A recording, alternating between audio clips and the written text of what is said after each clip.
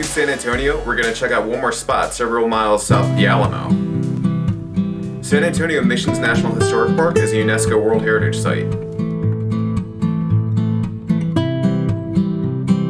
The park is technically 4 different Spanish missions built in the 1700s that spread Christianity in the San Antonio area. There's technically a 5th mission, which is the Alamo, but that's under the MPS. The best preserved and most notable of the missions is Mission Concepcion.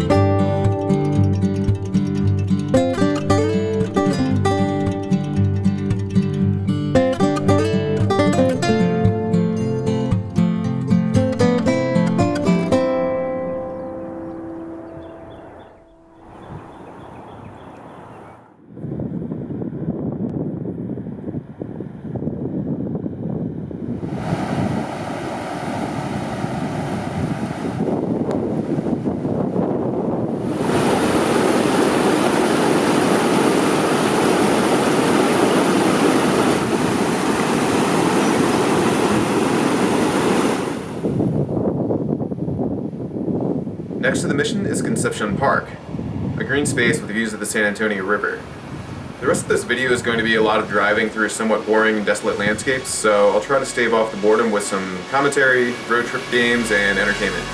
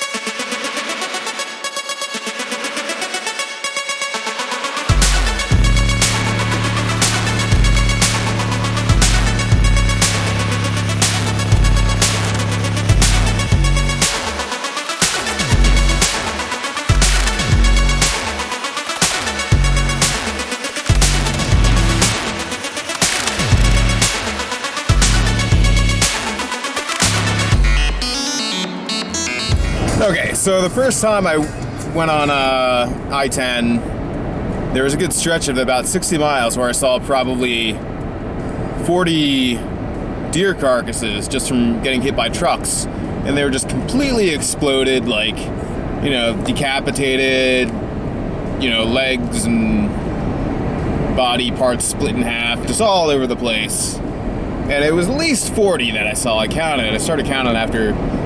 I forgot how many, but I've seen 2 so far, and I remember it being a little flatter for that crazy stretch, so we'll see how we do this time. I'm gonna start counting again. We're up to 2 right now, so let's see what we get.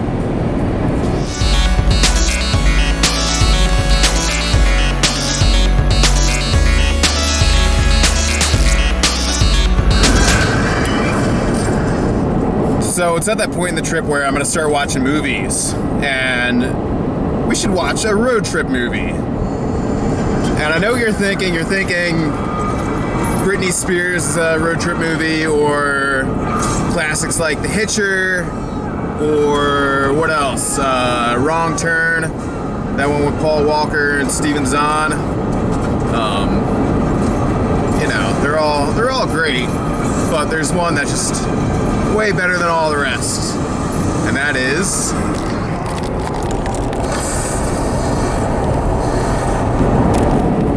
Hello?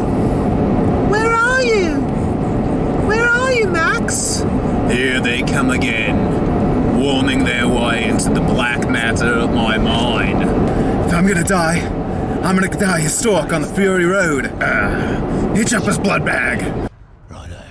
I guess I go see what's agitating Dad. Boss, we're not going to Gastown. I'm Herod. Witness me! Witness! Witness! A mediocre, Mozov! It's the bullet farmer. He's coming from the bullet farm. I say bye-bye to the neck. A decapitator! Look out, Slick! Aye. You stay here with your grief, Daddy. I'll fetch him for you. Be careful! Protect the assets! Just one angry shot for Furiosa! You hear that, Rictus? You had a little baby brother, and he was perfect in every way. I had a little baby brother, and he was perfect! Perfect in every way! Martin Joe! We got a war boy! Says he was on the war rig! Bring him aboard! I got his boot! I got the blood bag's boot! What is your name? It's Nug, sir. I'll poke her in the spine. Keep her breathing for you. No! Put a bullet in her skull! Stop the rig! Return my treasures to me! And I, myself, will carry you through the halls of Valhalla! Am I weighted? You will ride eternal, shiny, and chrome. Mediocre!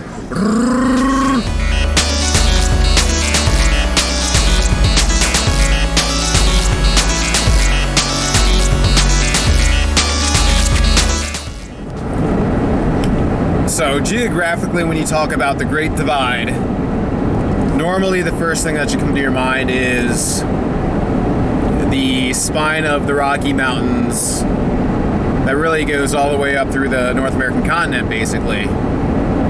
But in our case, it's going through like New Mexico, Colorado, Wyoming, Montana. But there's also another kind of Great Divide. You could say the Mississippi to an extent, but not really.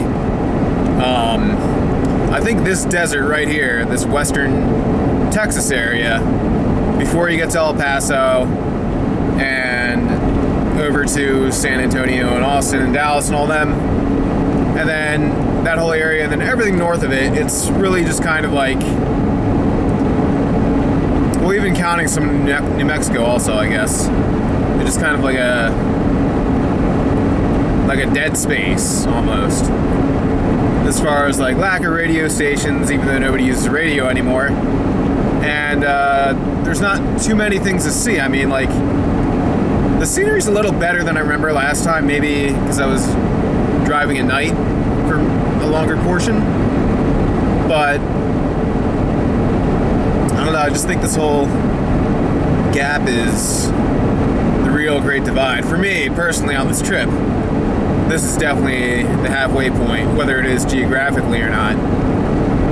It's a very distinct division between the western desert and the eastern, woodland kind of area to me. Because, I mean, Austin and San Antonio are still woodland, even though it's like creeping into desert. This is definitely desert here, but it's still very scrubby. And, I mean, it's going to be the same for a long time, but there'll be some real deserts. We'll check them out.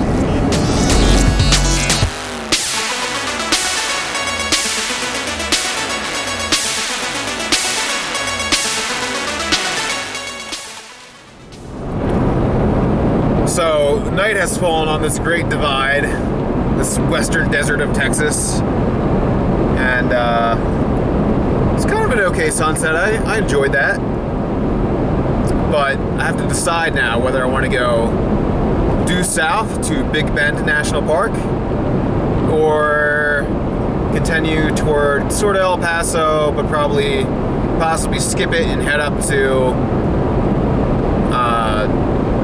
New Mexico, kind of around, there's like the tallest point in Texas, I think, whatever it is. We're either going to go there or Big Bend. And Big Bend looks pretty cool, but I'm not sure if it's worth the time and the gas to get down there. So we'll find out tomorrow morning.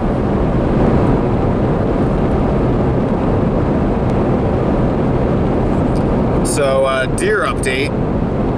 I've still only seen 3 this time. I swear last time it was like 40, and it's already getting dark. Maybe I was at a different point on the on I-10 in this trip, but I don't know, it's only been 3 so far, so I guess that's good, not seeing dead deer, because I don't want them to die. But I mean, it was kind of something to pass the time, just counting them.